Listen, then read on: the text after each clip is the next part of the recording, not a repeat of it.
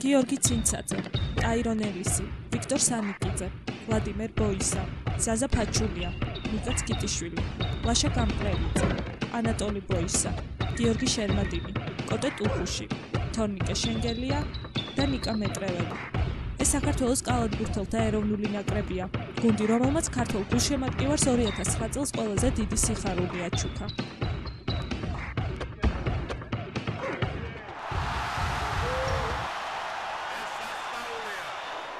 ეს ალბათ ყველაზე ბედნიერი წუთები იყო ამ თაობის კალათბურთელთათვის 6 წლიანი შრომისა და ბრძოლის შედეგად ეროვნულმა გუნდმა B დივიზიონს თავი დააღწია და ევროპის საუკეთესო გუნდებს შორის მოიპოვა ადგილი.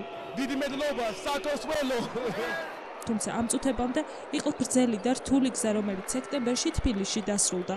B დივიზიონის მეორე წრის საკვალიფიკაციო მატჩებს სპორტის სასახლემ უმასპინძლა. A დივიზიონში მოსახვედრად საქართველოს ნაკრებს 5 ქვეყნის ეროვნული გუნდის ბარიერის დაძლევა მოუხდა. პირველი მეტოქე ლუქსემბურგი იყო.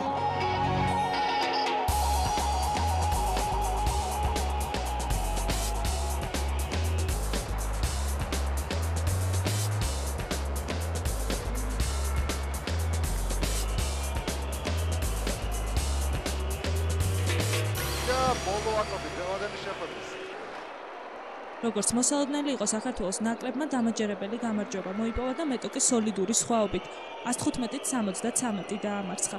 მეორე მატჩი ქართველებმა ირლანდიელთა წინააღმდეგ გამართეს.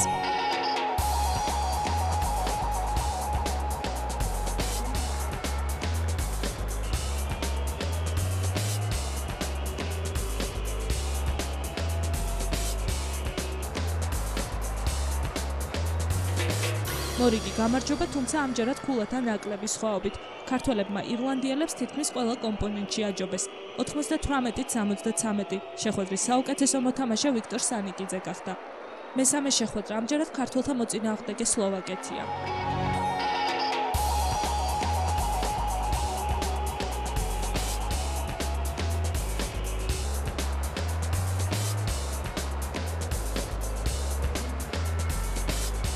(91-50) ზედიზედ მესამე წარმატება. ამ გამარჯვებით საქართველოს ნაკრებმა მნიშვნელოვანი ქულები მოიპოვა და C ჯგუფში მეორედან პირველ ადგილზე გადაინაცვლა. საუკეთესოდ გუნდის კაპიტანი ზაზა ფაჩულია აღიარეს, რომელმაც 34 ქულის დაგროვება შეძლო. ჯგუფური ეტაპის ბოლო მატჩი ქართველები საკმაოდ ძლიერი შვედების წინააღმდეგ.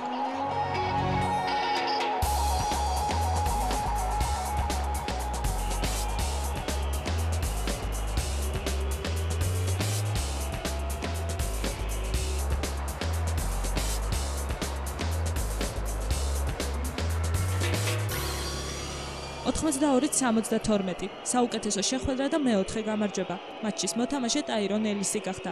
საქართველო კი პლეი-ოფში გავიდა. არ შეიძლება არ აღინიშნოს გულშემატკივართა აქტიურობა ჯგუფური ეტაპის შეხვედრების სავსე ტრიბუნების თანხლებით გაიმართა.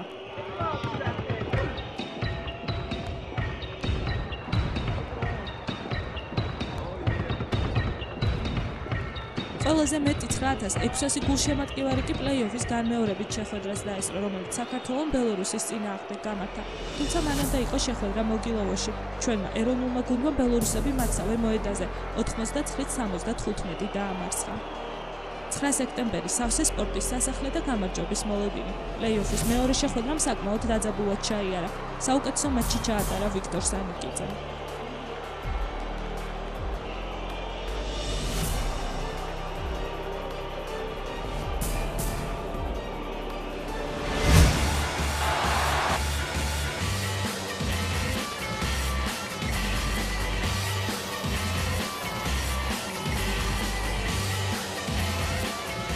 საბოლოოდ 86-84 საქართველოს ნაკრებმა ორ რაუნდიან ბრძოლაში 16 ქულიანი სხვაობით მოიგო და დიდი ხნის ოცნება აიხდინა.